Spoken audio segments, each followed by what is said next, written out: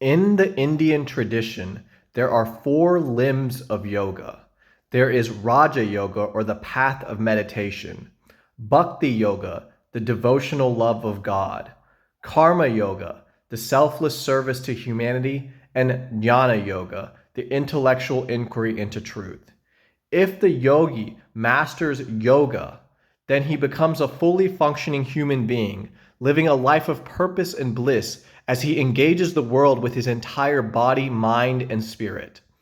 This practice shifts the paradoxical, grayish, and seemingly morally relative focus of Indian ethics, a necessary step in the cultivation of unconditional love, into complete union, which is the purpose of yoga, a process of healing the psyche that gets one in touch with the bliss at the basis of creation. As Jung writes, the goal of Eastern practices is the same as that of Western mysticism.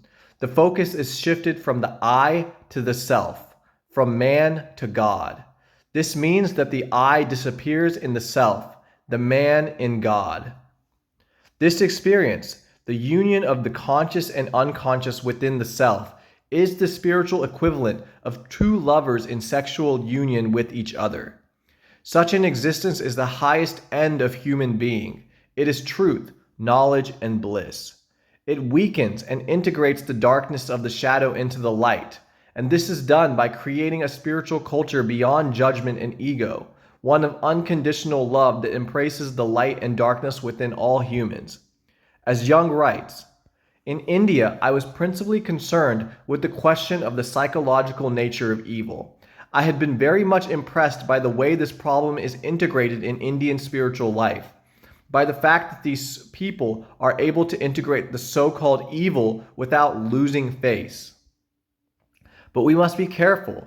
Let us not become too one-sided in our love of non-duality, integration, and oneness. We must work with duality, discernment, and the active separation of our holy qualities from our bestial nature.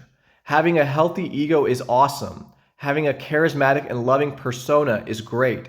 But these secondary psychological realities must be transparent and humble within the light of God. They must shine with divine ecstasy. They must be used in service of a higher good. As Jung writes, everything requires for its existence its own opposites, or else it fades into nothingness. The ego needs the self and vice versa. The emphasis of ego boundaries and duality is particularly important in the West for social reasons. Drugs run rampant in America today. The American psyche is not as pure as the Indian. Most American youth who get into Eastern spirituality have already been blindsided by the sexual degradation, violent media, and drug-fueled mania of American culture.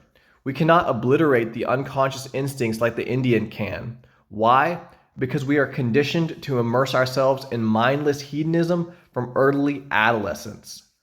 This is why my first LSD trip, while amazing, ultimately had catastrophic results for the functioning of my psyche. I was thrown into the deepest dimensions of cosmic consciousness, the realization of the self, and yet this attempt to swallow the collective unconscious, archetypes and all, was doomed to failure because the state of selfhood was not lasting. It was transient and ephemeral. Like any drugs, psychedelics pick you up and put you right back down.